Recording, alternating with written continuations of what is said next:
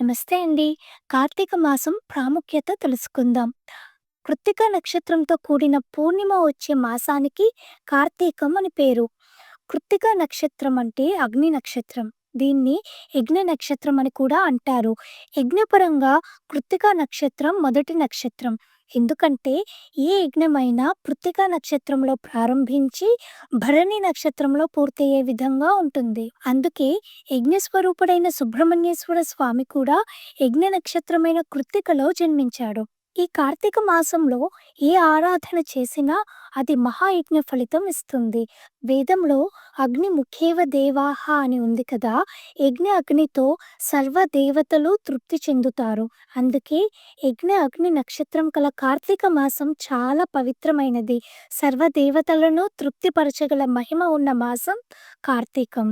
ఈ పవిత్ర మాసంలో పవిత్రమైన మనస్సుతో ప్రతివారు బ్రాహ్మీ ముహూర్తంలో కార్తీక స్నానం చేసి గుడికి వెళ్ళి అక్కడ దీపం వెలిగించి విష్ణువుని శివశక్తులను పూజించడం ఆచారం. కాలస్వరూపుడే భగవంతుడు కనుక మన సంస్కృతిలో ప్రతిరోజు ఒక విశేషమే. ప్రతి మాసానికి ఒక ప్రాధాన్యత ఉంది. కార్తీక మాసం విశిష్టత గురించి కార్తీక పురాణంలో చాలా గొప్పగా చెప్పారు వ్యాస మహర్షి. దీప ప్రాధాన్యం ఉన్న మాసం కార్తీక మాసం. కార్తీకం దీక్షా మాసం అని కూడా అంటారు. ఏదైనా ఒక మంత్ర దీక్ష తీసుకుని, ఆ మంత్రాన్ని ఆహార నియమంతో ఒక పర్టిక్యులర్ సమయంలో ఈ నెల రోజులు అనుష్ఠానం చేయాలి. ఈ మాసంలో ఏమి చేసినా కార్తీక దామోదర్ ప్రీత్యర్థం అని చేయాలి. విష్ణుమూర్తిని ఒక్కొక్క మాసంలో ఒక్కొక్క పేరుతో పూజిస్తారు. కార్తీకంలో ఆయన పేరు దామోదరం. దామోదరం అంటే సమస్త లోకములు తనలో కలవాడు అని. దామములు అంటే లోకములు, ఉదరం అంటే పొట్ట. దామములు అంటే మరొక అర్థం త్రాడు అని కూడా వస్తుంది. విష్ణుమూర్తి కృష్ణుడి అవతారంలో యశోదమ్మ భక్తికి బంధింపబడి శాపగ్రస్తులైన యక్షులు ఇద్దరికి బంధ విమోచనం కలిగించాడు. ఒకరి బంధనం విడిపించడం కోసం తాను బంధితుడై వెళ్ళాడు పరమాత్మ. కార్తీకంలో ఈ లీలను స్మరిస్తే కర్మబంధాలు తొలగిపోతాయి. విస్తారంగా ఈ లీలను ఇంకో వీడియోలో చెప్తాను. ఈ మాసం కృష్ణ ప్రధాన మాసం కనుక గోపూజతో కార్తీక మాసం ప్రారంభించాలి. కార్తీక మాసం మొదటి రోజు నుండి ఇంటి ముందు దీపాలు పెట్టుకోవాలి. కార్తీక శుద్ధ పాడ్యమి నాడు గోవర్ధన పూజ జరుగుతుంది బృందావనంలో. బృందావనం వెళ్ళలేని వారు తులసి చెట్టు దగ్గర ఆవు పేడతో గోవర్ధనగిరిలా చేసి పూజించాలి. తులసి వనానికే బృందావనం అని పేరు. ఈ మాసంలో కార్తీక సోమవార వ్రతానికి కూడా ఒక ప్రాముఖ్యత ఉంది. శివునితో ఉన్న పార్వతిని పూజించాలి ఈ మాసమంతా. కార్తీక మాసం ఒక్కటి నియమాలతో పాటించగలిగితే సంవత్సరమంతా సర్వ దేవతలను పూజించిన ఫలితం ఉంటుందని శాస్త్రం వచనం. శివపురాణంలో కార్తీక మాసంలో వారయజనం శ్రేష్టమని ఉంది. వారయజనం అంటే వారంలోని ప్రతిరోజుకి గ్రహదేవత, అధిదేవత ఉంటారు.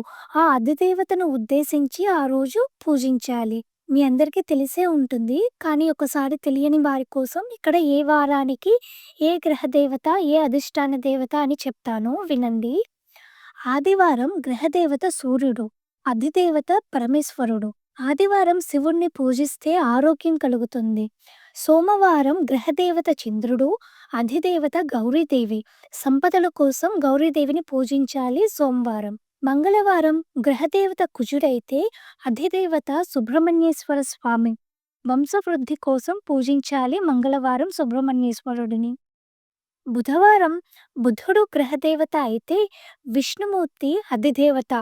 పుష్టి కోసం పూజించాలి విష్ణుమూర్తిని బుధవారం రోజు. గురువారం గ్రహదేవత బృహస్పతి అయితే అధిదేవత బ్రహ్మదేవుడు. సరస్వతి కటాక్షం కోసం పూజించాలి బ్రహ్మదేవుణ్ణి గురువారం.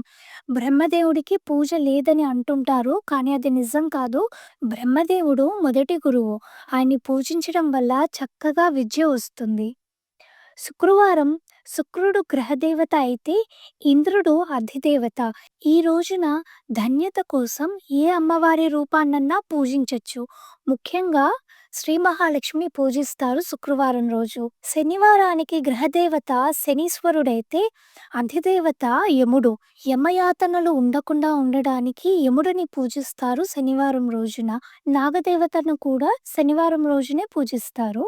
అన్ని గ్రహాలు అనుకూలించాలని అనుకున్నవారు ఈ 7 రోజులు అధిదేవతలను పూజించాలి. కార్తీక మాసంలో వారవ్రతం కూడా చేస్తారు.